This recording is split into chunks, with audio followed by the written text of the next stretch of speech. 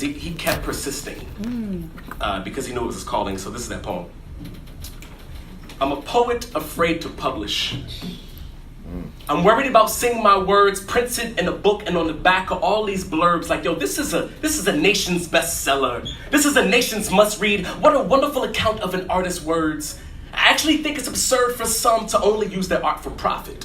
And I'm not trying to justify the lifestyle of a starving artist, but I feel like if art really is your gift, then starving at some point should be a part of it. I feel like there should be some pangs in the pit of your stomach when your notebook's empty and ain't no more ink left in your pen. When you aren't changing lives and your paper is thin. Y'all, I've accepted that at some point my economic reality may rely on my poetic balladry, and I'm not sure that my shit is as good as I think it is, but I know that I'm no longer willing to sell my soul just to write some fallacies. Come on. Y'all, I've made money writing poems at the wishes of others. I've written wedding poems and birthday poems and poems about anniversaries, poems that spice up other people's love lives, y'all. And sometimes I feel dirty and used and confused about whether they actually heard me. Sometimes I wish I could turn down the volume on some of my words and transform my performances into conversations where I can just be Tony Keith, the poet, the educator, and the nerd.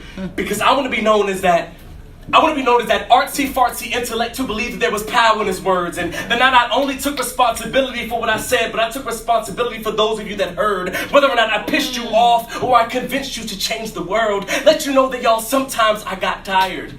And sometimes I got weary, but I kept on writing even when my vision was blurry, even when I couldn't see what was in front of me, even when people told me I need to sit still. Y'all, they say, Tony, grass never grows under your feet.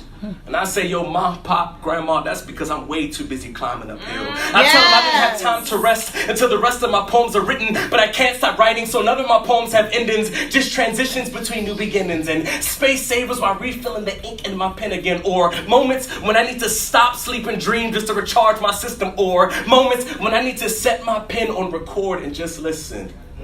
Listen, I'm trying to think myself through a literary breakthrough, break down walls of bondage with poetic correspondence, and when I have to, make other people feel uncomfortable, make their spirits feel unsettled while my feet keep pushing on these pedals, because I've got no choice but to keep pushing through. Y'all, I'm doing what I'm called to do, and if you're open to receive, and then the next call may be for you, but if you don't answer, don't worry, I've got agency and I will collect when the payment is due. Now granted, I got a couple of degrees, and my bank account probably won't go in the red if I spend a couple of pennies, but I've only got 2 cents to my name. And the life that I'm trying to live actually does require change, but I got bills. So I guess I'm gonna have to keep writing, yes, I guess, until my wallet gets filled. And some people say, Tony, don't worry, because it's faith that'll get you through. Well, if that's the case, then tonight, Faith, I invoke you as my muse. Come on. Faith, I invoke you as my power of attorney. I want you to take over for me when I can't take over for myself. I want you to take over for me when my ego can no longer control my wealth. Faith, I don't want you to be afraid to unplug my microphone and knock all my notebooks off the shelf. Yes. Faith, don't be afraid to let me flatline.